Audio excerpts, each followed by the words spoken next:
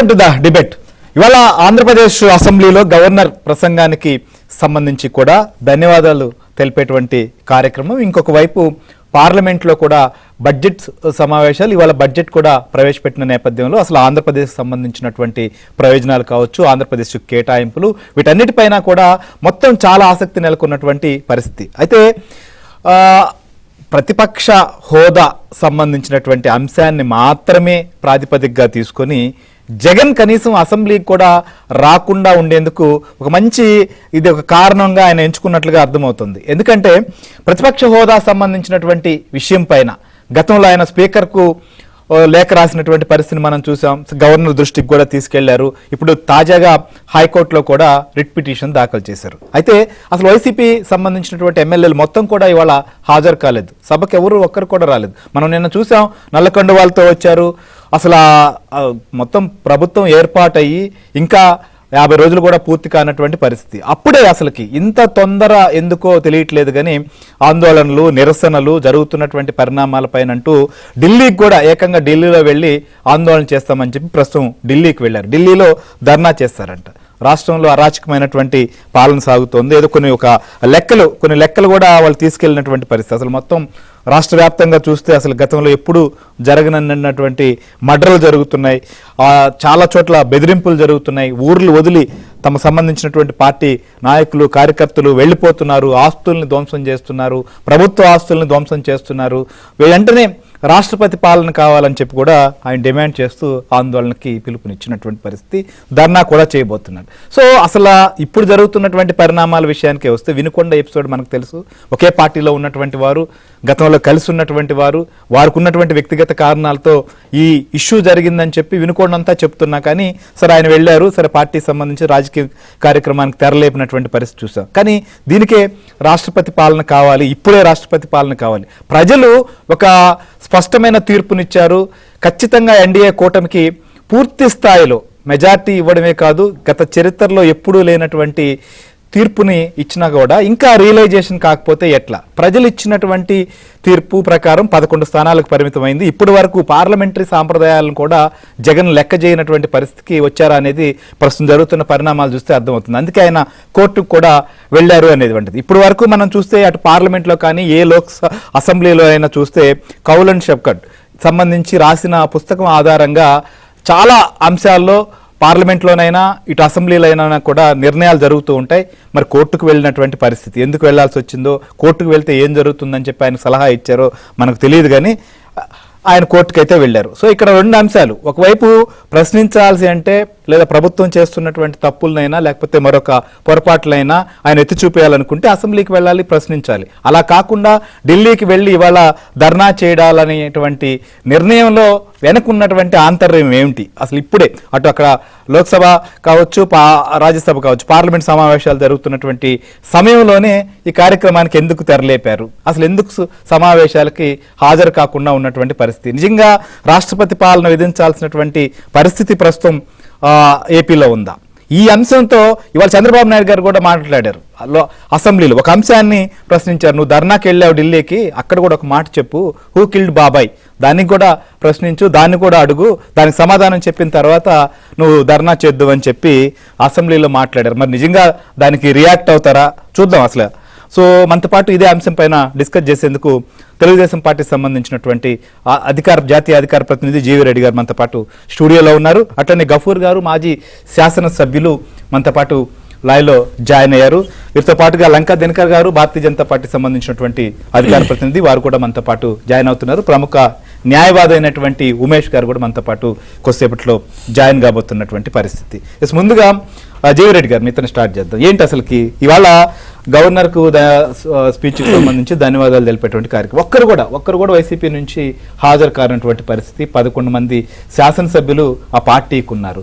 రాకపోగా మళ్ళీ దీనికి సంబంధించి ఢిల్లీకి వెళ్తాం, ఢిల్లీలో ఆందోళన చేస్తూ ఉంటారు. అసలు ఎందుకు అసెంబ్లీకి రావట్లేదు అనుకోవాలి? సో ప్రతిపక్ష హోదా ఇస్తేనే అసెంబ్లీకి రావాలని ఏమన్నా ఉందా? అయితేనే ప్రశ్నించే అవకాశం ఏమన్నా ఉంటుందా? లేకపోతే మీ అధికార పార్టీ నుంచి రిప్లై ఏం రాదా? లేకపోతే స్పందించరా? గుడ్ ఈవినింగ్ శ్రీహరి గారు. అంటే కొన్ని అంశాల మీద మనము సీరియస్గా చర్చించవచ్చు, కొన్ని అంశాలను అవాయిడ్ చేయొచ్చు. ఇది పిల్ల చేష్టలు లెక్క ఉంది. ఇదంతా జగన్మోహన్ రెడ్డి గారు ఏదైతే చేస్తుండ్రో పులివెందుల ఎమ్మెల్యే, అంటే ఇది సెటైరిటికలే కాదు, వాస్తవం కూడా చెప్తున్నాను, అంటే సోషల్ మీడియాలో నడుస్తుంది, నువ్వు ప్రతిపక్ష నేత కాదు, మీరు పులివెందుల ఎమ్మెల్యే అని చెప్తాను. సరే ఇష్యూ అది కాదు, కానీ బట్ ఏమిటంటే ఇప్పుడు అది తెలియనితనమో కాదు, ఇంకోటి అది పిల్ల చేష్టలాగా ఉంది వారు చేసేది.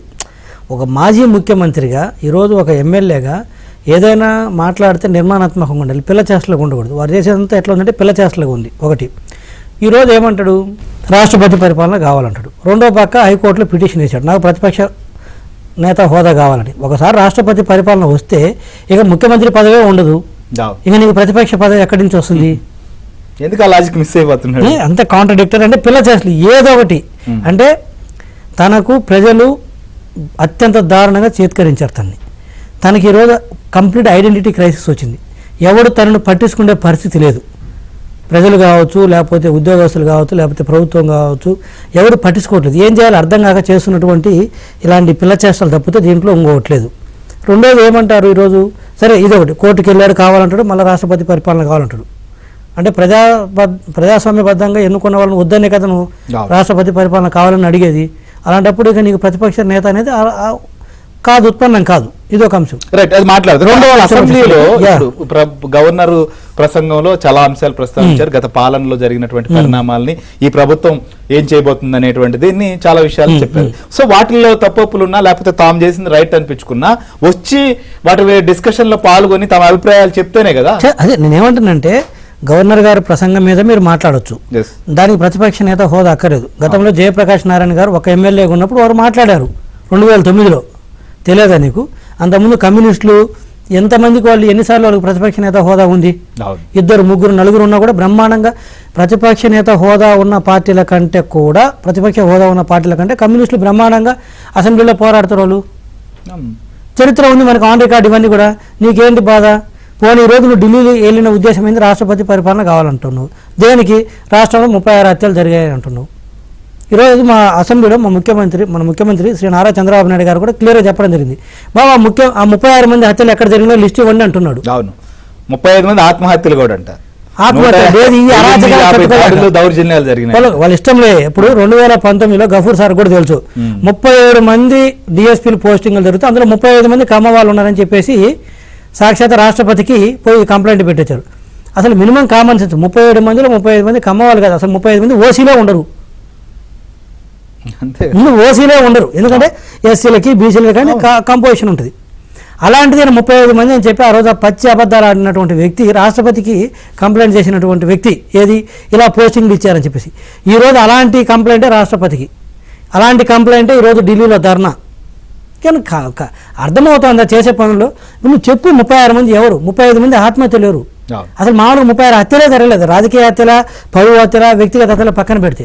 రెండోది వచ్చేసరికి శ్రీహరి గారు, నిన్న వినుకొండలో జరిగింది, ఎన్నిసార్లు చెప్పాలి? వాళ్ళ సొంత చెల్లెలు కూడా ఇదో చెప్తాను వినండి.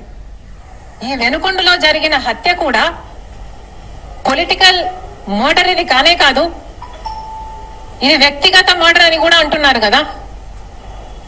మేము ఏదో సాక్షి మీడియానో లేకపోతే టీడీపీ మీడియానో పట్టుకొని మాట్లాడడం లేదు. మా ఎంక్వైరీలు మేము చేసుకొని న్యూట్రల్ మీడియాతో లోకల్ గా మేము మాట్లాడిన తర్వాత మేము వచ్చిన కన్క్లూషన్ ఏమిటి అంటే ఇది వ్యక్తిగత మర్డర్.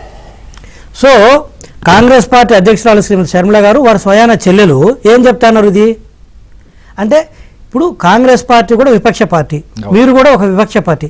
ఆ పార్టీ కనిపించింది అది పొలిటికల్ మర్డర్ అని నీకు ఎలా కనిపిస్తుంది? నువ్వు చిల్లర పనులు చేయడం కోసం, పిల్ల చేష్టలు చేయడం కోసం కాకపోతే ఇదేంటి నీకు? నువ్వు ఎలానో వాళ్ళనే కదా. గఫూర్ గారు ఒక పార్టీ, వాళ్ళు అదే చెప్తున్నారు కదా. సరే, కూటమిలో మేము టీడీపీ, బీజేపీ, జనసేన మేము ఒప్పుకోకపోవచ్చు, బట్ మిగతా పార్టీలు చెప్తున్నాయి కదా అది కాదు అని. మిగతా కూడా అలాంటివే కదా అంటున్నాను. హత్యలు, ఆత్మహత్యలు రాష్ట్రంలో దేశంలో కూడా జరుగుతుంటాయి. నువ్వు దాన్ని రాజకీయాలకు ఎందుకు పెడతావు? టీడీపీ అరాచకాలకు తట్టుకోలేక ఆత్మహత్యలు అంట. ఏ నీ ఎమ్మెల్యేలు ఎవరు చనిపోలేదే? 35 హత్యలు, 1050 దాడులు, దౌర్జన్యాలు. అసలు చేస్తే మీ మీదగా చేయాల్సింది. 175 నియోజకవర్గాల్లో గఫూర్ సార్ మొన్న వైసీపీ వాళ్ళు పోటీ చేస్తే 164 స్థానాలు ఓడిపోయారు, 11 మంది గెలిచారు. ఏ ఒక్క ఎమ్మెల్యే అయినా వచ్చి బాధపడిందా? ఏ ఒక్క ఎమ్మెల్యే అభ్యర్థి ఓడిపోయిన వాళ్ళు దాన్ని ఏమంటారు, ఆత్మహత్య ప్రయత్నం చేశారా? మొన్న ఓడిపోయిన 164 మందిలో ఏ ఒక్కరు చేయలేదు. అంటే ఒకవేళ నిజంగా కక్ష పాలిటిక్స్ మొదలు పెడితే ఎక్కడ స్టార్ట్ అవుతుంది గఫర్ సార్? ఎమ్మెల్యే అభ్యర్థుల మీదనే కదా, ఎందుకంటే ఫస్ట్ అటెంప్ట్ వాళ్ళు, ఆ తర్వాత జెడ్పీటీసో ఎంపీటీసో కార్యకర్తల మీదకి వెళ్తారు. మరి 175 నియోజకవర్గాల్లో పోటీ చేసిన వైసీపీలో ఏ ఒక్క అభ్యర్థి కూడా సూసైడ్ అటెంప్ట్ చేయలేదు. వాళ్ళు సూసైడ్ అటెంప్ట్ ఎవరు చేయలేదు. 35 మంది వైసీపీ కార్యకర్తలు చనిపోయారంట, ఏది మా అరాచకాలకు తట్టుకోలేక. అరే కడుపుకు అన్నం తినేవాడు ముందు ఈ లిస్టు కాదు శ్రేయర్ గారు, ఆ లిస్టు తెప్పించమనండి. ఇది కమ్మ డిఎస్పీలు తెరిస్తే అబద్ధాలు. పింక్ డైమండ్ ఏది 5 సంవత్సరాలు ప్రభుత్వం ఉంది కదా, ఏది పింక్ డైమండ్, ఏది డిఎస్పీలు, ఏది నారాసర రక్త చరిత్ర? డిస్కస్ చేద్దాం సార్ ఖచ్చితంగా. దినకర్ గారు నమస్కారం. నమస్తే అండి. ఏంటి సార్ అసెంబ్లీ సమావేశాలకి ఒక్కరు రాలేదు వైసీపీ సంబంధించినటువంటి శాసనసభ్యులు. సరే ప్రతిపక్ష హోదా కోసం ఆయన ఫైట్ చేస్తున్నాడు ఒకవైపు, ఓకే సార్. ప్రతిపక్ష హోదా చట్టంలో ఏముంది, అసలు పార్లమెంటరీ సాంప్రదాయాలు ఏం చెప్తున్నాయి, ఇక్కడే కాదు గతంలో ఉమ్మడి అసెంబ్లీ కావచ్చు, వేరే రాష్ట్రాల అసెంబ్లీలు ఏం చెప్తున్నాయో కూడా అందరికీ తెలుసు.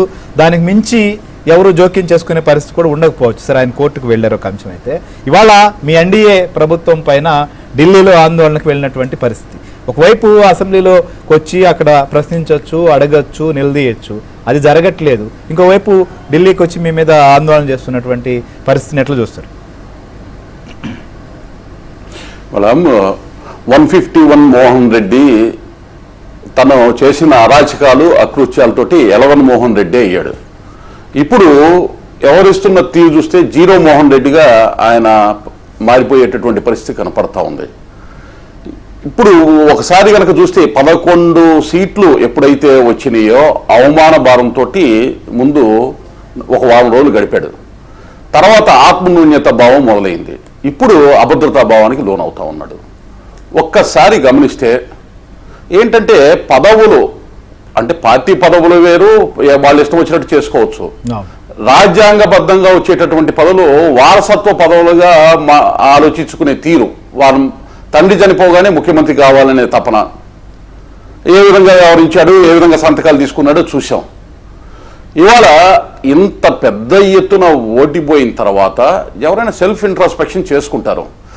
అసలు మేమెందుకు ఓడిపోయాము, మేము ఇచ్చిన డబ్బులు ఏమైపోయినాయి, మేము చేసిన పనులు ఏమైపోయినాయి, మా మేనల్లోళ్ళు ఏమైపోయారు, మా తాతలు అవ్వాతాతలు ఏమైపోయారు, మా అక్క చెల్లెమ్మలు ఏమైపోయారు, ఈ విధమైనటువంటి వ్యాఖ్యలే. కానీ ఎక్కడ తప్పు చేశాము, ఇచ్చాపురం నుంచి కర్నూలు జిల్లా వరకు ఎక్కడెక్కడ విధ్వంసాలు చేశారు, ఎక్కడెక్కడ అరాచకాలు చేశారు, ఎక్కడెక్కడ ఎవరెవరిని ఏ విధంగా మానసికంగా భౌతికంగా ఇబ్బంది పెట్టారు, ఏ విధంగా వ్యవహరించారనేటటువంటి దాని మీద అసలు ఏ విధమైన సెల్ఫ్ ఇంట్రాస్పెక్షన్ లేకుండా ఈ విధంగా ప్రజల మీద కూడా ప్రజలే తన దగ్గర నుంచి తన జేబులో డబ్బులే తీసేసుకొని తన్నే మోసం చేశారు అనేటటువంటి రకమైనటువంటి వాదనతో ఎప్పుడైతే ఆలోచించాడో మీరు అర్థం చేసుకోండి ఏ విధమైనటువంటి మానసిక స్థితిలోకి ఆయన వెళ్ళిపోయాడు అనేటటువంటిది.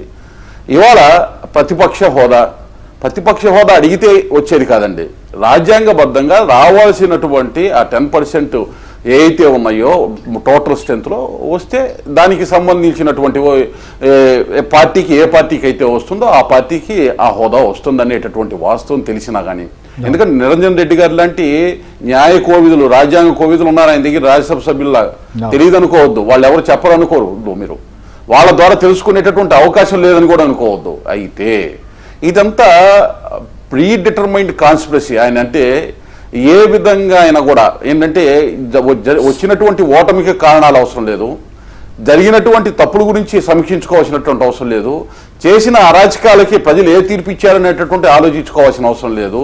మొత్తాన్ని కూడా గాలికి వదిలేసి తను ఏ విధంగా అయితే ఒక మానసిక ప్రవృత్తి ఏది కూడా తను అనుకున్నటువంటి విధంగానే వ్యవహారాలు నడవాలి, చట్టం లేదు, రూలు లేదు, రెగ్యులేషన్ లేదు, గైడ్ లైన్స్ లేదు, తను మనసులో ఏమనుకుంటే అదే రూలు అదే చట్టం అనేటటువంటి మానసిక ప్రవృత్తికి వచ్చిన తర్వాత ఈ విధంగానే చేస్తారు. ఇవాళ ఆయన ఏ విధంగా గవర్నర్ గారి దగ్గరికి వెళ్తే గవర్నర్ గారు కూడా సుప్రీంకోర్టు జడ్జిగా చేశారు.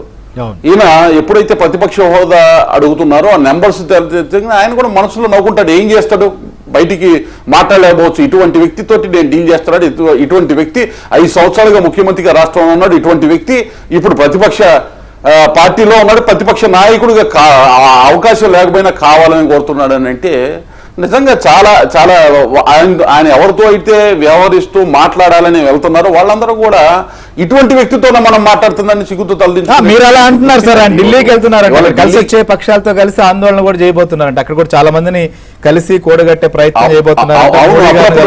హోంమంత్రి గారు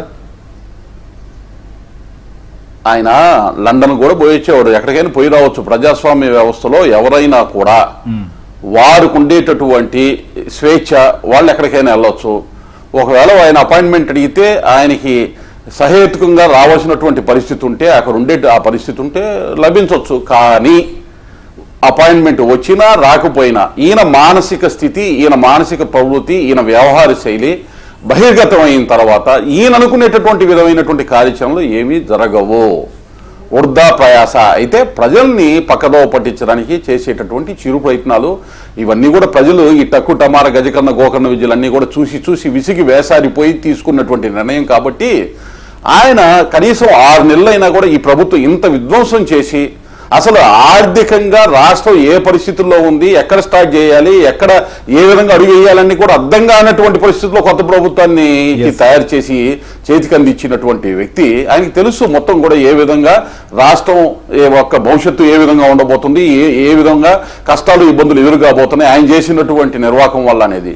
అయినా కూడా ఈ విధంగా వ్యవహరిస్తున్నారంటే ఇది కేవలం ఏంటంటే తన అభద్రతా భావం, ఆత్మన్యూన్యతా భావం, దాన్ని కప్పిపుచ్చడానికి చేసేటటువంటి ఒక డ్రామా తప్పితే వాస్తవం తెలుసు. ఆయనకి ప్రతిపక్ష హోదా రాదని తెలుసు.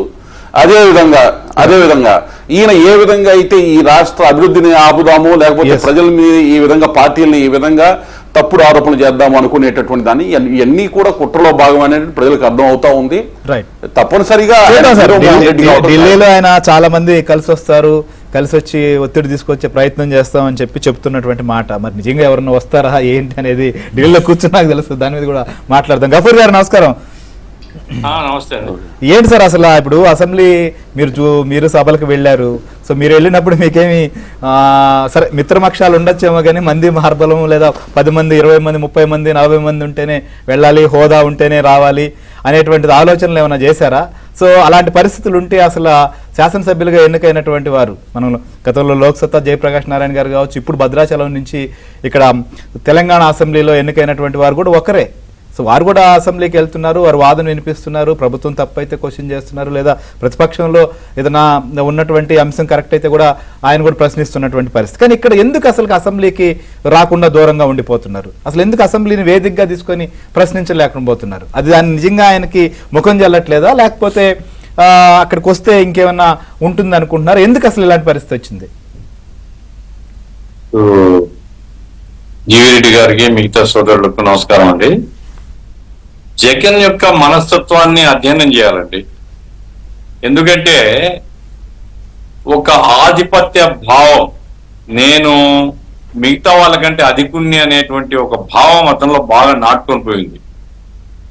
అందుకోసం ఇప్పుడు ఈ రోజు నేనే ముఖ్యమంత్రి, నేనే ప్రధాన ప్రతిపక్ష నాయకుడిని అని కోర్టుకు పోయినాడు అంటే ఆయన ప్రతిపక్షం కాదని ఎవరన్నారు? ఆయన ప్రతిపక్షానికి నాయకుడు కాదు అని కూడా ఎవరు చెప్పడం లేదు కదా. గుర్తింపు ప్రతిపక్షం అనేది రాదు, గుర్తింపు రాదు తప్ప. ఇప్పుడు అధికార పక్షం ఒకవైపు ఉంది, అధికార కూటమి ఉంది, మిగతా వాళ్ళు ఎవరు లేరు, నువ్వే ప్రతిపక్షము. కాబట్టి నాకు 40% జనం ఉన్నారు అనుకుంటున్నావు కదా, ఈ 40% జనం తరఫున మాట్లాడే ఒక బాధ్యత నీకుంది కదా. ఆ బాధ్యత నిర్వహించాలంటే ఏమిటి? ప్రతిపక్ష హోదా అంటే ఏం కావాలా? ఒక ఆఫీసు, లేదా ప్రభుత్వం కేటాయించే కారు, లేకపోతే మంది మార్బలం, ఇదా నీకు కావాల్సింది? లేదు ప్రజల తరఫున బాధ్యత నిర్వహణ. అవి కూడా ఉన్నాయి సార్, ఆయనకి Z+ కేటగిరీ బహుశా ఆయనకు ఉండేది కూడా. సో మాజీ ముఖ్యమంత్రి హోదాలో ఆయనకి సరైనటువంటి భద్రత ఉంది, వారికి ఇవ్వాల్సినటువంటి చాలా విషయాల్లో గతంలో మనం చూసాం. ఆయన వెహికల్ని ఎక్కడి వరకు అనుమతించారు, అవకాశం ఉన్నా లేకపోయినా వాటన్ని పట్టింపులు కూడా లేవని చెప్పి చాలా స్పష్టంగా కూడా చెప్పారు. మరి అన్నప్పుడు ప్రతిపక్ష హోదా నాకు కావాలని కోర్టుకు పోవడం చిత్రమైన విషయం అండి. అసలు ఇదంతా చూస్తే ఇతను రాజకీయాలకే పనికి రావడం అనిపిస్తుంది నాకు. రాజకీయాలు ఉండేవానికి డెకోరం ఉంటది, డిగ్నిటీ ఉంటది. ఒక ఎమ్మెల్యే ఎన్నికైనా కానీ ఇప్పుడు తెలంగాణ శాసనసభలో కూనంనేని ఉన్నానండి, ఒకే ఎమ్మెల్యే సిపిఐ తరఫున. అవును. ఆయన అసెంబ్లీకి పోకుండా అడిగినారు? ఆయన రెగ్యులర్ అసెంబ్లీకి పోతున్నాడు, రిప్రజెంటేషన్ చేస్తున్నాడు, GR లో మాట్లాడతాడు, లేకపోతే గవర్నమెంట్ ను ఏదైనా తప్పులు ఉంటే, ప్రజలకు కావాల్సిన సమస్యలు ఉంటే తనకు అవకాశం వచ్చినప్పుడల్లా ప్రజల తరఫున మాట్లాడుతున్నాడు. నీకు 40% ప్రజలు ఓట్లు వేస్తారు అనుకున్నప్పుడు ఈ 40% రిప్రజెంట్ చేస్తే కదా ప్రజలు నీ పాత్రను అర్థం చేసుకునేది. అంటే ప్రజల యొక్క బాగోగులు కాదు నీకు కావాల్సింది, నీ బాగోగులు కావాలా, నీకు టీవీ దర్పం కావాలి తప్ప ప్రజల విషయాలు నీకు పట్టడం లేదు. పట్టేవాడు అయితే అసెంబ్లీలో ఉండాలి కదా. నీకు అసెంబ్లీకి ఎందుకు పోను? ఓ ఎమ్మెల్యే అంటే ఏమండి, ఆ శాసనసభ 2 లక్షలు 3 లక్షల మంది ఓటర్లు వేసినటువంటి ఒక శాసనసభ, ఆ 3 లక్షల మంది ప్రజల తరఫున ఆయన రిప్రజెంట్ చేయాలి కదా ఎమ్మెల్యే ఎన్నుకునేది. 11 మంది ఎమ్మెల్యేలు ఉండొచ్చు, ఒకరే ఎమ్మెల్యే కావచ్చు, కానీ వాళ్ళ తరఫున ఆ నియోజకవర్గ సమస్యల్ని లేవనెత్తాలి కదా వాళ్ళు, లేదా ప్రభుత్వం దృష్టికి తీసుకుని రావాలి కదా. ప్రభుత్వంలో ఉండేటువంటి బలహీనతలో, జరుగుతున్న లోపాలో నిర్మాణాత్మక విమర్శించాలి కదా. పాలసీలు ఇంతకంటే బెటర్ గా ఇదిగో ఈ పద్ధతితో చేయండి సూచనలు ఇవ్వాలి కదా. ఇది కదా శాసనసభని పని.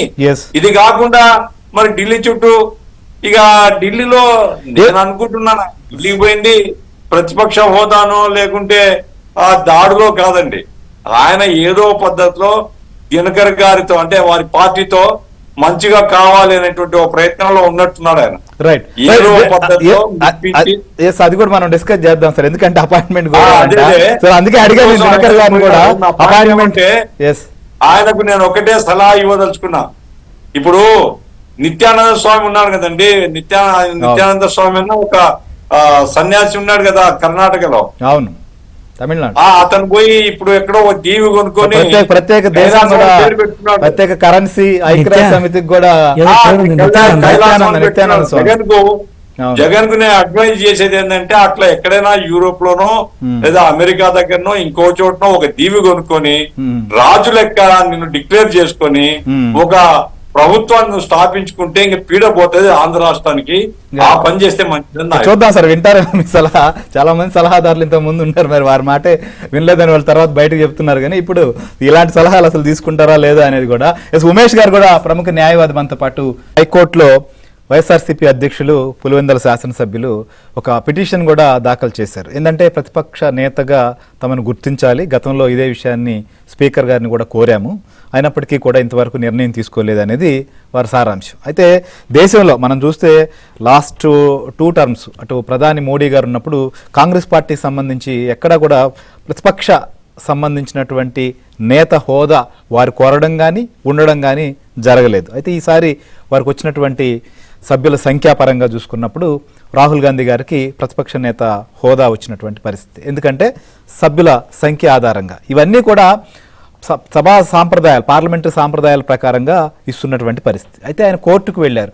అయితే గతంలో పి జనార్దన్ రెడ్డి కావచ్చు ఉమ్మడి ఆంధ్రప్రదేశ్లో, ఇంకా మిగిలినటువంటి రాష్ట్రాల్లో అనేక పార్టీలకు సంబంధించినటువంటి వారు కూడా ఇలాంటి పరిస్థితిని ఎదుర్కొన్నప్పుడు ఆ పార్టీ సంబంధించినటువంటి నాయకుడిగా ఆయన శాసనసభలో ప్రశ్నించడం కానీ మాట్లాడడం కావచ్చు, లేదా ఆయన ఆ పాత్రను ప్రజల పక్షంగా ప్రతిపక్షం పోషించే పాత్రను పోషించారు. కానీ ఇక్కడ కోర్టుకు వెళ్ళినటువంటి పరిస్థితి కాబట్టి అసలు కోర్టుకు సంబంధించి అసలు చట్టపరంగా కావచ్చు లేదా రాజ్యాంగ పరంగా కానీ ఏం చెప్తోంది, పార్లమెంటరీ సాంప్రదాయం ఎలా ఉంది అంటే ఇప్పుడున్న ఆంధ్రప్రదేశ్కే కాదు గతంలో ఉన్నటువంటి అనేక రాష్ట్రాల విషయం కానీ పార్లమెంట్ విషయంలో అనేది కూడా చాలా ఇంపార్టెంట్, చాలా ఆసక్తి కూడా ఉంది. సో మనతో పాటు ఉమేష్ గారు కూడా ఉన్నారు. ఉమేష్ గారు నమస్కారం. ఏంటి అసలు ఈ పిటిషన్ని సంబంధించి కూడా ఆయన వేసినటువంటి పరిస్థితి, వారి దగ్గర చాలా మంది వారికి న్యాయవాదులు సలహాదారులుగా ఉన్నారు, పార్లమెంట్ సభ్యులుగా ఉన్నారు, చాలా మంది కూడా ఉన్నారు.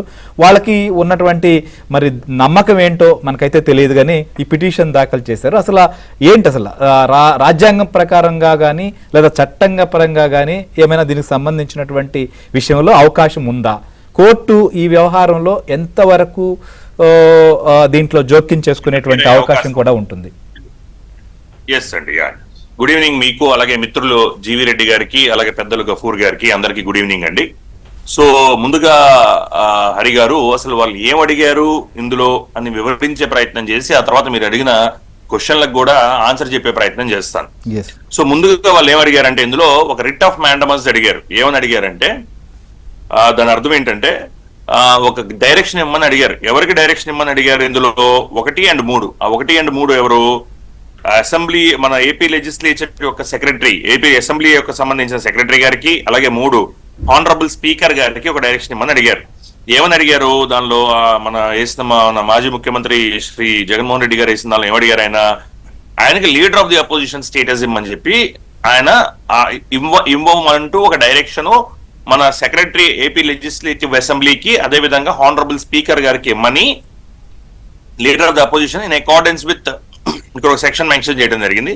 ఆ సెక్షన్ దగ్గర కూడా వస్తాను నేను.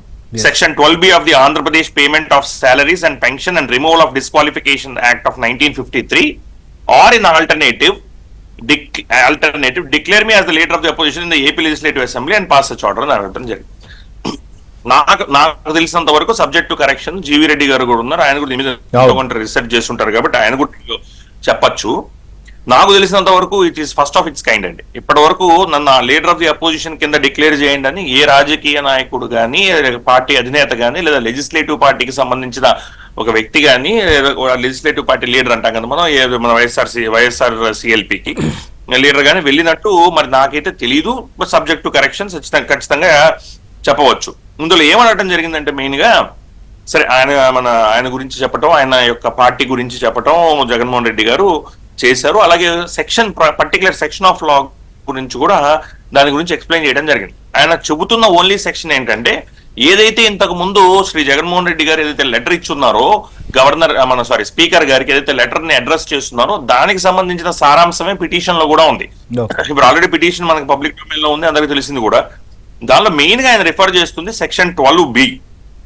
ఈ సెక్షన్ 12B ఏం చెబుతుంది అనేది ఒకసారి వెరిఫై చేసే ప్రయత్నం చేద్దాం హరి గారు. ఇంతకుముందు నేను చాలాసార్లు చెప్పుకున్నాను మన ఛానల్, వేరే ఛానల్లో కూడా, సో TV5 ఛానల్లో కూడా. బట్ ఎనీవేస్ ఒక్కసారి for the sake of understanding 12B ఏం చెబుతుందో ఒకసారి వెరిఫై చేసి చూద్దాము హరి గారు. 12B ఏం చెబుతుందంటే, the provisions of this act shall apply in relation to holder of office of the leader of the opposition in the Andhra Pradesh legislative assembly or in the Andhra Pradesh legislative council as they apply in relation to a minister. అంటే ఒక మంత్రి గారికి ఏ విధంగా అయితే apply అవుతాయో అదే విధంగా ఒక లీడర్ ఆఫ్ ది అపోజిషన్ గారికి కానీ, అంటే లీడర్ ఆఫ్ ది అపోజిషన్ ఎవరు అనేది డిసైడ్ చేయట్లా, ఒక మినిస్టర్ గారికి వచ్చే హోదాలన్నీ ఒక లీడర్ ఆఫ్ ది అపోజిషన్ గారికి కానీ, ఇన్ ది లెజిస్లేటివ్ అసెంబ్లీ కానీ, శాసనసభలో కానీ, శాసన మండలిలో కానీ ఒక లీడర్ ఆఫ్ ది అపోజిషన్ ఒక వ్యక్తి ఉంటే ఆ వ్యక్తికి ఎలాంటి సౌకర్యాలు ప్రొవైడ్ చేయాలంటే ఒక మినిస్టర్ గారికి ఇచ్చే సౌకర్యాలన్నీ ఆయనకు ప్రొవైడ్ చేయాలని చెప్తుంది. అది డెఫినిషన్ ది 12B లో ఉన్న మెయిన్ ఫస్ట్ టెక్స్ట్ అది చెప్తుంది. ఆ తర్వాత ఏం చెప్తుందో చూద్దాం. Provided that where there are 2 or more parties in opposition to the government in the Andhra Pradesh Legislative Assembly or in the Andhra Pradesh Legislative Council having the same numerical strength, the Speaker of the Andhra Pradesh Legislative Assembly or the Chairman of the Andhra Pradesh Legislative Council, as the case may be, shall, having regard to the status of the parties, recognize any one of the leader of such parties as a leader of the opposition for the purpose of the section, and such recognition shall be final and conclusive. Ante, for instance, let us assume a case andi, kind of a far-fetched proposition అనుకుందాం. దానిలో ఏం చెప్పొచ్చు అంటే, ఒకవేళ for instance Janasena separate గా పోటీ చేసింది, TDP alliance లో, బీజేపీ అలయన్స్ లో కాకుండా జనసేన సపరేట్ గా పోటీ చేసింది, వైఎస్ఆర్సీపీ సపరేట్ గా పోటీ చేసింది, వైఎస్ఆర్సీపీకి 21 సీట్లు వచ్చాయి అనుకుందాం ఫర్ ఇన్స్టెన్స్, జనసేనకి 21 సీట్లు వచ్చాయి. ఇప్పుడు ఇద్దరికి సేమ్ న్యూమరికల్ స్ట్రెంత్ వచ్చింది. ఇప్పుడు మన లీడర్ ఆఫ్ ది అపోజిషన్ ఎవరిని ఎంచుకోవాలి అన్న సమయంలో అక్కడ స్పీకర్ గారికి కానీ అసెంబ్లీలో లేదా కౌన్సిల్లో చైర్మన్ గారికి కానీ ఆ డిస్క్రిషన్ వదిలివేసి వాళ్ళు చెప్పిందే ఫైనల్ అండ్ కంక్లూజివ్ అని చెప్పడం జరిగింది. ఇప్పుడు దేని మీదకి వెళ్తున్నాం అంటే మనం, ఇది 12B యొక్క సెక్షన్ యొక్క సారాంశం. దానికి ఎక్స్ప్లెనేషన్ ఇవ్వడం జరిగింది. నేనేమంటానంటే, ఎక్స్ప్లెనేషన్ లో లీడర్ ఆఫ్ ద అపోజిషన్ ఎవరు అని చెప్పడం జరిగింది. కానీ ఎక్స్ప్లెనేషన్ ని మనం సెక్షన్ ని చదువుతూ సెక్షన్ నుంచి మనం ఏదైనా ఎక్స్ప్లెయిన్ చేయాలనుకుంటే ఎక్స్ప్లెనేషన్ లో ఉండాలి, కానీ ఎక్స్ప్లెనేషన్ సెక్షన్ లో లేని వ్యవహారాలు ఎక్స్ప్లెనేషన్ లో మెన్షన్ చేయడానికి ఉండదు అనేది నా అభిప్రాయం, నా లిమిటెడ్ నాలెడ్జ్ లో. ఇప్పుడు ఏముందో చూడండి ఇక్కడ ఎక్స్ప్లెనేషన్ లో. ఓకే, అసలు ఉందా, అసలు ప్రొవిజన్ ఉందా అనేది కదా సార్, అసలు చట్టంలో కానీ, అసలు రాజ్యాంగ పరంగా కానీ, పార్లమెంటరీ ప్రొసీజర్స్ ప్రకారం కానీ. అదే ఇది చెబితే మన క్లారిఫికేషన్ వస్తుంది. ఎందుకంటే ఈ ప్రొవిజన్ ఇప్పుడు ఆయన ప్రేయర్ లో కూడా అడిగింది దీని ప్రకారంగా నన్ను చేయండి లీడర్ ఆఫ్ ది అపోజిషన్ కింద, లేదు ఆల్టర్నేటివ్ గానీ నా లీడర్ ఆఫ్ ది అపోజిషన్ చేయండి అని చెప్పారు. ముందు ఈ సెక్షన్ ఏం చెబుతుందో చెప్పి దాని ప్రకారంగా లీడర్ ఆఫ్ ది అపోజిషన్ ఎందుకు చేయలేరో చెప్పి, ఆ తర్వాత ఆల్టర్నేటివ్ గా కూడా ఎందుకు కారో చెప్పే ప్రయత్నం చేస్తా. ఇప్పుడు ఈ సెక్షన్ లో లాస్ట్ ఎక్స్ప్లెనేషన్ పార్ట్కి వెళ్దాం. ఇప్పుడు ఆల్రెడీ నేను సెక్షన్ లో ఉన్న ప్రొవిజన్ లో ఉన్న అవును. మొత్తం వినిపించాను. దానిలో ఎక్కడ లీడర్ ఆఫ్ ది అపోజిషన్ గురించి డెఫినేషన్ కానీ లీడర్ ఆఫ్ ది అపోజిషన్ ఎవరనేది కానీ చెప్పలే. మొదటి పార్ట్ ఆఫ్ ది 12B ఏం చెప్తుందంటే ఒక మినిస్టర్ గారికి ఏ హోదా ఉంటుందో అవును. ఒక లీడర్ ఆఫ్ ది అపోజిషన్ గారికి కూడా అదే హోదా ఉంటుంది. రెండో పార్ట్ ఏం చెప్తుందంటే ఇద్దరికి గనక సేమ్ న్యూమరికల్ స్ట్రెంత్ గనక వచ్చుండుంటే అప్పుడు ఒక పర్సన్ ని లీడర్ ఆఫ్ ది అపోజిషన్ గా డిక్లేర్ చేయొచ్చు. అది చైర్మన్ గారికి కానీ అసెంబ్లీ స్పీకర్ గారికి కానీ ఆ విఘ్నతను వదిలివేస్తూ దాన్నే ఫైనల్ అండ్ కంక్లూజివ్ గా చెప్పారు. సో ఇక్కడ లీడర్ ఆఫ్ ద అపోజిషన్ ఎక్కడ ఎవరనేది డిక్లేర్ చేయాలి. నెక్స్ట్ ఇప్పుడు చూస్తే ఎక్స్ప్లెనేషన్ లో in this act the term leader of the opposition in the Andhra Pradesh Legislative Assembly or in the Andhra Pradesh Legislative Council means that a member of the Legislative Assembly or the Legislative Council, as the case may be, who is for the time being the leader in that house of the party in opposition to the government, having the greatest numerical strength and recognized as such by the Speaker of the Andhra Pradesh Legislative Assembly or the Chairman of the Andhra Pradesh Legislative Council, as the case may be. ఇక్కడ 2 points ఉన్నాయి. ఒకటి leader of the opposition greatest numerical strength వచ్చుండాలనేది ఒకటి. రెండోది he has to be recognized by either the speaker or the chairman of that particular house. So recognition is again the discretion of, అంటే ఎవరి authority, అది speaker గారి authority, అసెంబ్లీలో chairman గారి authority. అది చెయ్యాలా వద్దా అనేది వాళ్ళ ఇష్టం. ఇంకోటి ఇక్కడ ఎక్స్ప్లెనేషన్ ప్రొవిజన్ ఎక్స్ప్లెయిన్ చేయట్లేదు. ప్రొవిజన్ ఎక్స్ప్లెయిన్ చేయకుండా ఎక్స్ప్లెనేషన్ ఉంటే దాని పరిస్థితి ఏంటి? స్టాచ్యుటరీ బ్యాకింగ్ ఉందంటారు. స్టాచ్యుటరీ బ్యాకింగ్ అదే మెన్షన్ చేశారు పిటిషన్ లో కూడా చెప్పే ప్రయత్నం చేస్తారు. స్టాచ్యుటరీ బ్యాకింగ్ అంటే ఏంటండి? టైం కూడా అవుతుంది కాబట్టి సూటిగా సార్ ప్లీజ్. అదే ఒక సెక్షన్ లో ఉండాలి. లీడర్ ఆఫ్ ద అపోజిషన్ అంటే ఈయన, లీడర్ ఆఫ్ ది అపోజిషన్ అంటే ఈయన అని చెప్పేది ఉండాలి. ఎక్స్ప్లెనేషన్ లో భాగం అయితే అది స్టాచ్యుటరీ బ్యాకింగ్ అంటారా? నేనైతే అనుకోవట్లా. It may explanation may be part of the statute, but explanation ఇచ్చిన ప్రొవిజన్ రెండు వేరేగా ఉన్నప్పుడు మరి ఏంటి పరిస్థితి అనేది ఖచ్చితంగా చూడాలి. రెండోది, ఇప్పుడు మీరు అడిగిన ప్రశ్నకు వస్తే లీడర్ ఆఫ్ ది అపోజిషన్ ఇవ్వచ్చా అంటే మనం అబ్జర్వ్ చేస్తే టైమ్ అండ్ అగైన్ ఆ 10% రూల్ అనేది ఒక నార్మ్ గా ఒక కన్వెన్షన్ గా తీసుకోవడం జరిగింది. ఆ 10% రూల్ కూడా ఎక్కడ పెట్టలా. కానీ ముకుల్ రోహత్గి గారు ఇదే ఇష్యూ 2014లో కాంగ్రెస్ అప్పుడున్న కాంగ్రెస్ వాళ్ళ అపోజిషన్ లో ఉన్నప్పుడు మరి వాళ్ళకి అపోజిషన్ 10% కావాల్సిన స్ట్రెంత్ రానప్పుడు ముకుల్ రోహత్గి గారిని అప్పుడున్న ప్రభుత్వం వాళ్ళు అడిగినప్పుడు ఆయన క్లియర్ గా ఇవ్వటం జరిగింది. ఏమని ఇచ్చారంటే క్లియర్ గా 10% రాకపోతే కుదరదండి అని చెప్పడం జరిగింది. అదొక పాయింట్. రెండో point, most important point, parliament లో లీడర్ ఆఫ్ ది అపోజిషన్ కి సంబంధించి ఒక స్పెసిఫిక్ లెజిస్లేషన్ ఉంది. అంటే ఒక చట్టం, ఒక స్పెసిఫిక్ లెజిస్లేషన్ ఉంది.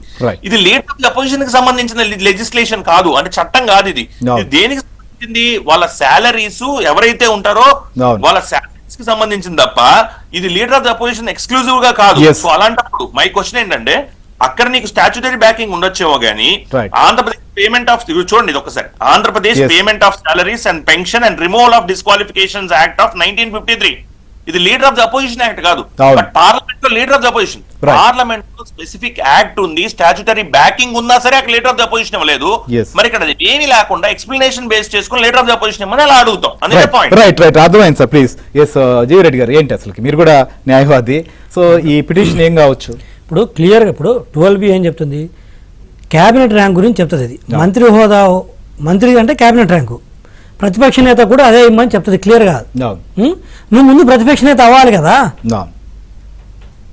అదే నేను ఇందా చెప్తుంది, పిల్ల చేష్టలు చేయొద్దు అంటాను. ఎవరికట్ట వారు వేస్టింగ్ ఆఫ్ స్టడీ చేసి ఉంటారు ఇతర రాష్ట్రాల్లో కానీ మన ఉమ్మడి ఆంధ్రప్రదేశ్లో కానీ. లాస్ట్ టైం పార్లమెంట్ లో కూడా చూస్తారు ఇట్లాంటి పరిస్థితి ఎక్కడైనా ఎదురైందా? ఎక్కడైనా వచ్చిందా? ఎవరైనా కోర్టుకు వెళ్ళినటువంటి గమనించినట్లయితే 2019లో జగన్మోహన్ రెడ్డి గారు అసెంబ్లీలో గఫూర్ సార్ ఒక మాట మాట్లాడాడు చంద్రబాబు నాయుడు గారిని ఉద్దేశించి. మీకు 23 మంది ఎమ్మెల్యేలు ఉన్నారు, నేను కానీ ఒక 5 మందిని ఇట్లా లాక్కున్నానంటే మీకు ప్రతిపక్ష హోదా పోతుందని చెప్పాడు. అంటే ఒక 5 మంది లాక్కుంటే నీకు 18 కంటే తక్కువ సీట్లు వస్తాయి, 5, 6 రోజు చెప్పాడు. అంటే 18 కంటే తక్కువ వచ్చినట్లయితే నీకు ప్రతిపక్ష హోదా పోతుందని ఆపోతే ఆయన చెప్పాడు. మరి నీకు 10 అంటే మనకు ఇప్పుడు 175 సీట్లు కాబట్టి 17.5 కాబట్టి 10% ప్రకారం 18 సీట్లు. 18 కంటే తక్కువగా ఉన్నట్లయితే నీకు ప్రతిపక్ష హోదా రాదని ఆయనే చెప్పాడు, ముఖ్యమంత్రి హోదాలో జగన్మోహన్ రెడ్డి గారు. మళ్ళీ ఈ పొద్దు కథలు పడతాడు. ఒకటి. రెండోది, నువ్వు క్యాబినెట్ ర్యాంక్ అడుగుతున్నావా, ప్రతిపక్ష హోదా అడుగుతున్నావా? నీ పిటిషన్ అనే క్లారిటీ లేకపోతే ఎలాగూ? మరి ఎవడో అడ్వైజ్ చేస్తుండో దేన్ని పట్టుకొని ఇది వచ్చి ఈ పిటిషన్ వేసారో అర్థం కాదు. అండ్ అన్నిటికీ మించి ఇంతకుముందు కూడా గఫూర్ సాబ్ TV5, AB అన్నిటిని బంద్ చేశారు అసెంబ్లీలోకి రానియకుండా. 3 ఛానల్స్. అది infringement of rights, constitution violation. అయినప్పటికీ కూడా ఆ రోజు హైకోర్టుకి వెళ్ళారు వీళ్ళు. ప్రచారాలు మాకు ఇవ్వట్లేదు అసెంబ్లీ ప్రచారాలు అని చెప్పేసి ఆ రోజు హైకోర్టుకి వెళ్తే హైకోర్టు ఏం చెప్పింది, ఒకసారి పరిశీలించండి అని చెప్పింది స్పీకర్ గారికి. అంతేగాని ఈవెన్ రైట్స్ వైలేషన్ అయినప్పటికి కూడా స్పీకర్ వ్యవస్థలో కోర్టులు జోక్యం చేసుకోలేదు. అలాంటిది ఇది నువ్వు డైరెక్ట్గా అడుగుతున్నావు, ఇది స్పీకర్ నిర్ణయించాల్సింది. ఇందాక ఉమేష్ గారు చాలా క్లియర్గా చెప్పారు, ప్రతిపక్ష హోదా 10% దాటి రెండు పార్టీలకి ఈక్వల్ నెంబర్ వచ్చినా కూడా అందులో ఏ పార్టీకి ప్రతిపక్ష హోదా ఇవ్వాలనేది కూడా స్పీకర్ నిర్ణయం. ఏది నెంబర్ వచ్చినా కూడా ఇది దగ్గర నెంబరే దిక్కు లేదు, ఏం లేదు. శ్రేయర్ గారు నేను చెప్తాను కదా ఒకటి, ఇదిగో ఈ కథలు కొన్ని రోజులు నడిపించేసి కోర్టు పోతారు, కోర్టు ఏం చెప్తుంది, సరే చూద్దాం కోర్టు ఏం చెప్తుంది, నేను ఐ కెనాట్ ముందుగానే కోర్టు ఏం చెప్తే మనం చెప్పకూడదు. వాట్ ఎవర్ ఇవన్నీ అయిపోయిన తర్వాత ఎగ్జాస్ట్ అయిపోయిన తర్వాత ఇదో నాకు ప్రతిపక్ష హోదా రాలేదు కాబట్టి నేను అసెంబ్లీకి రానంటాడు. అంతేనా? ఇది దానికోసం చేస్తున్న పిల్ల చేష్టలు తప్పితే రెండోది లేదు. గఫూర్ సార్, ఉమేష్ గారు మీకు తెలుసా, తనకు 11 మంది ఎమ్మెల్యేలు ఉంటే జగన్మోహన్ రెడ్డి గారు కాకుండా 10 మంది ఉన్నారు. ఇంతవరకు తననే ఫ్లోర్ లీడర్కి ఎన్నుకోలేదు వాళ్ళు. ముందు ఆ ప్రాసెస్ కంప్లీట్ చేయను, నువ్వు ప్రతిపక్ష హోదా ఎమ్మడి పడతాను, ముందు నేను ఫ్లోర్ లీడర్కి ఎన్నుకోలేదు. ఇంకెవరైనా పోటీ పడతారు అనుకుంటున్నారు? పోటీ పడరు, నేనేమంటే పోటీ పడరు. నువ్వు ఫార్మాలిటీని ఫినిష్ చేయి. ఈరోజు నువ్వు హైకోర్టుకి పిటిషన్ వేసి నువ్వు ఏ హోదాలు వేసావు, నువ్వు ఫ్లోర్ లీడర్కి ఎన్నుకోలేదు. నిన్ను అంటే ఒక ఎమ్మెల్యే ప్రతిపక్ష నేత కావాలని అడుగుతున్నాడు, అంతే కదా. ఏంది ఎవరి టైం వేస్ట్ చేస్తాడు, ఎవరి చెవుల్లో పూలు పెడతాడు, ఏం చేస్తాడని అర్థమవుతుందా? ఏంటంటే డైవర్షన్, నన్ను ఎవడు ఒకటి డైవర్షను, రెండోది వచ్చేసరికి నన్ను ఎవడు గుర్తించాలి, ఏదో ఒక విధంగా గుర్తుపెట్టుకోవాలి. మూడోది కంక్లూజన్ ఏంటంటే కొన్ని రోజుల తర్వాత జరగబోయే నాటకానికి తెర ఏంటంటే ఇది నేను రానంటాడు. నీకు వచ్చే దమ్ము లేదు, వచ్చే అసెంబ్లీని ఫేస్ చేసే ధైర్యం లేదు. మళ్ళీ తిరిగి చెప్తాడు చంద్రబాబు నాయుడు గారు భయపడుతున్నట్టు ఏమైనా చూసి, ఈ పెద్ద ఆయన చూసి ఎవరు చూసి ఎవరు భయపడతారు? నీకు గవర్నర్ గారి ప్రసంగం మీద వచ్చి వారికి ధన్యవాదాలు చెప్పడానికి నీకు మనసు రావట్లేదు, అసెంబ్లీకి వచ్చి ఫేస్ చేయడానికి నీకు ధైర్యం రావట్లేదు. మీరు మాట్లాడతారా వాళ్ళ ధైర్యం లేదు వీళ్ళ ధైర్యం లేదని? ఎవడికి శ్రేయర్ గారు, ఇది కంప్లీట్ అన్ప్రెసిడెంటెడ్. ఇలాంటి వ్యక్తి ఎవరో చెప్పారు, ఈరోజు మా సారే చెప్పాడు అసెంబ్లీలో, చంద్రబాబు నాయుడు గారు, ఎవరైనా రాజకీయాలు ఉండొచ్చు కానీ జగన్మోహన్ రెడ్డి గారు లాంటి వ్యక్తి అనర్హుడు రాజకీయాలకి అని చెప్పాడు. ఒకటి కాదు, రెండు కాదు, కొన్ని వందల సంఘటనలు ఉన్నాయి. వారు ఈజ్ అన్ఫిట్ ఫర్ పాలిటిక్స్ అని చెప్పడానికి. ఏదో ఫ్లూక్లో ఒకసారి నమ్మి వివేకానంద రెడ్డి గారి హత్యో, రాజశేఖర రెడ్డి గారి మరణమో, కోడి కత్తో ఇవన్నీ నమ్మించి ఒకసారి అవకాశం ఇస్తే ఆ వాపును బలాన్ని అనుకొని ఈరోజు నువ్వు తిరుగుతూ ఇంకోటి కూడా నాకు తెలిసి గఫూర్ సార్, రేపు ప్రపోజల్ పెడతాడే ఒక 3 ఏళ్ల తర్వాత నాకు 40% ఓట్లు వచ్చినవి, మిగతా వాళ్ళకి 60% ఓట్లు వచ్చినాయి కాబట్టి వాళ్ళు 3 ఏళ్ళు ముఖ్యమంత్రికి ఉన్న 60% ఓట్లకి 40% ఓట్లకి నాకు 2 ఏళ్ళు ముఖ్యమంత్రి ఇమ్మని పోయే కోర్టులో హైకోర్టులో సుప్రీంకోర్టు నేత ఉమేష్ గారు ప్రపోర్షనేట్ గా ఓటింగ్ మరి ఏంటి పరిస్థితి ఉంటుందా? ఇప్పుడు అడిగింది ఏంటి మరి? అలాంటిదే కదా ఇప్పుడు అడిగింది ఏంటిది? ప్రతిపక్ష నేత హోదా కావాలని ఇప్పుడు అడిగాడు ఉమేష్ గారు. నెంబర్ లేకపోయినా కూడా రేపు నెంబర్ ఆఫ్ ఓట్స్ చూపించి ముఖ్యమంత్రి పదవి కావాలంటాడేమో. ఏది ప్రపోర్షనేట్ గా పీరియడ్ అనమాట. మీరు 3 years ఉండండి 60% కి, నాకు 40% కి, వాట్ ఎవర్ ప్రపోర్షనేట్ గా. మీరు ఇట్లా అంటున్నారని ఆయన ఢిల్లీ పోయి ఆందోళన చేస్తున్నారు. ఢిల్లీలో అక్కడ చాలా మంది కలిసి వచ్చేవాళ్ళు ఎవరు కలిసి కూడగట్టుతున్నాడు. నీకు నీ ఎమ్మెల్యేలు ఎంపీలో పూర్తిగా రారు నీ తోటి. ఇంకా కరెక్ట్గా 2 నెలలు ఆగు, అంతేనా? నీ మొత్తం పార్టీ డ్రైన్ అవుతుంది. 2 నెలల తర్వాత ఏం చేస్తారు? నీ పార్టీ డ్రైన్ అవుతుంది. ఈ రోజు చర్చలు నడుతున్నాయంట, బీజేపీకి ఎవరు వెళ్ళాలి, టీడీపీకి ఎవరు వెళ్ళాలని రాజ్యసభ ఎంపీలు. అవునా? వాళ్ళు పంచుకుంటున్నట్ట, నేను టీడీపీకి వెళ్తాను, నువ్వు బీజేపీకి వెళ్ళు, నువ్వు బీజేపీకి వెళ్ళి నేను టీడీపీకి వెళ్తానని రాజ్యసభ ఎంపీలు వాళ్ళ పార్టీలను చూజ్ చేసుకుంటున్నట్ట. ఆ పరిస్థితుల్లో పోయి ఈయన ఢిల్లీలో ధర్నా చేసి కలిసి వచ్చే పార్టీలు అంట, కలిసి వచ్చే నాయకులను చూసుకో స్వామి, నీ తోటి ముందు కలిసి వచ్చే పార్టీలు కథ తర్వాత చూద్దాం. గఫూర్ గారు ఏంటి అసలు ఈ పిటిషన్ ఏమవచ్చు అనుకుంటున్నారు? విచారణ అర్హత లేదండి పిటిషన్ కు. ఎందుకంటే శాసనసభ నిర్వహణ పూర్తిగా శాసనసభ స్పీకర్ కు అధికారం ఉంటుంది. శాసనసభ స్పీకర్ పార్టీల నాయకుని గుర్తించేది కానీ, అట్లాగే ప్రతిపక్ష నాయకుడిని గుర్తించేది కానీ, ఏ పార్టీ స్ట్రెంత్ ఎంత అని అధికారికంగా డిక్లేర్ చేయడం కానీ శాసనసభ స్పీకర్ కి అధికారం ఉంటుంది. ఆ రకంగా నువ్వు బలవంతంగా కోర్టుల ద్వారా నన్ను ప్రతిపక్ష నాయకుడిగా గుర్తించేట్టు చెప్పండి అని, అది అసలు ఎట్లా మిస్కన్సెప్షన్, ఎవరు సలహాలు ఇస్తున్నారు ఏమో గాని అది చెల్లదు. న్యాయస్థానాలు నాకు తెలిసి ఎంటర్టైన్ చేయవు. ఇక చేసినప్పుడు చూడాలా మరి ఎట్లా చేస్తారేమో చూడాలా. చేయవని నేను అనుకుంటున్నాను, నమ్ముతున్నాను. ఎందుకంటే శాసనసభ నిర్వహణలో ఏలు పెట్టరు. న్యాయస్థానాల పరిధి న్యాయస్థానాలకు ఉంది, శాసనసభ నిర్వహణకు సంబంధించింది. పోతే రెండవది ఏమంటే ఇక్కడ పొలిటికల్ అంశం నేను చెప్పేది, ఇప్పుడు ప్రతిపక్ష హోదా అనేటువంటిది క్యాబినెట్ ర్యాంక్ కోసం అడుగుతున్నావా, లేదు జీతం కోసం అడుగుతున్నావా, లేకుంటే రక్షణ పోలీస్ బందోబస్తు దీనికోసం అడుగుతున్నావా, ఎందుకోసం అడుగుతున్నాడో చెప్పాలా. నీవు ప్రతిపక్షం, ఉండే ప్రతిపక్షం నువ్వే, దానికి నాయకుడు నువ్వే. సరే జీవీ రెడ్డి చెప్పినట్టు ఎలక్టెడ్ లీడరా కాదా అంటే ఆయన ప్రెసిడెంట్ కాబట్టి ఆయన ప్రెసిడెంట్ నేనే నాయకుడిని చెప్పుకోవచ్చు. కానీ ప్రభుత్వాన్ని దేవరించడం ఏమిటి నాకు అర్థం కాలే. సిగ్గుందనికి అసలు ప్రభుత్వాన్ని దేవరించి అయ్యా నాకు మినిస్టర్ ర్యాంక్ ఇవ్వండి, నాకు కారు ఇవ్వండి, మొన్న సఫారీ కార్ ఎక్కను నేను, నాకు క్రూయిజర్ కావాలన్నా అంట. ఎవడన్నా అంటాన్ని రాజకీయ నాయకుడు? నువ్వు పోయేదేమో పలకరించడానికి పోతున్నావు, పోయేటప్పుడు నీకు నీ హోదాకు తగిన కారు కావాలి, గవర్నమెంట్ ఏర్పాటు చేయాలి నీకు, దానికి ప్రతిపక్ష హోదా కావాలి నీకు, దానికి క్యాబినెట్ ర్యాంక్ కావాలా. ఇంతకంటే అవమానం తల ఏడాది పెట్టి సావాలి అతను. కాబట్టి చాలా అపహాస్యం చేస్తున్నారు ప్రజాస్వామ్యాన్ని. ప్రజాస్వామ్యంలో ప్రజలు తీర్పు చెప్పిన దాన్ని గౌరవించాలి. ఇప్పుడు నీకు 164 స్థానాల్లో నీ అపోనెంట్స్ గెలిచారంటే, నిన్ను చిట్టుగా ప్రజలు ఉతికి ఆరేసినారంటే అసలు నమ్రత ఉందా ప్రజల పట్ల? ప్రజల్ని అవమానం చేయడం, ఇప్పుడు శాసనసభకు పోకుండా ఈ బయట తిరగడం అంటే ప్రజల్ని అవమానం చేయడం. రాష్ట్రపతి హోదా ఎట్లా అడుగుతాడు? రాష్ట్రపతి పాలన అసలు బుద్ధి ఉందా? రాష్ట్రపతి పాలన అడిగేవాడు ఆ నెల కూడా నెలన్నర కాలే, ఇంకా గవర్నమెంటే కూటబడలే. ఆ రాష్ట్రపతి పాలన అంటే నువ్వు ముఖ్యమంత్రి ఉండాలా, నువ్వు ఎన్ని రాజకాలు చేసినా నిన్నేం మాట్లాడకూడదు, ఇంకోటి ముఖ్యమంత్రి అయితే మాత్రం వెంటనే రాష్ట్రపతి పాలన. ఇది ఎక్కడ ఇట్లాంటి భావజాలం, ఇట్లాంటి దరిద్ర భావజాలం ఇది. ఇట్లాంటి దరిద్ర భావజాలం రాజకీయాలకు పనికిరాదండి. కాబట్టి ప్రతిపక్ష హోదా, రాష్ట్రపతి పాలన ఇట్లాంటివన్నీ ఇమ్మెచ్యూరిటీ. ఏ ఇమ్మెచ్యూరిటీ అయితే 5 సంవత్సరాలు రాష్ట్రాన్ని నాశనం చేసినాడో అదే ఇమ్మెచ్యూరిటీ, అదే అపరిపక్వత, అజ్ఞానం ఈ రోజు జగన్మోహన్ రెడ్డి చూపిస్తున్నాడు. ఇట్లా రాజకీయాలకు పనికిరాదని మాత్రం జనం అనుకుంటున్నారు. రైట్.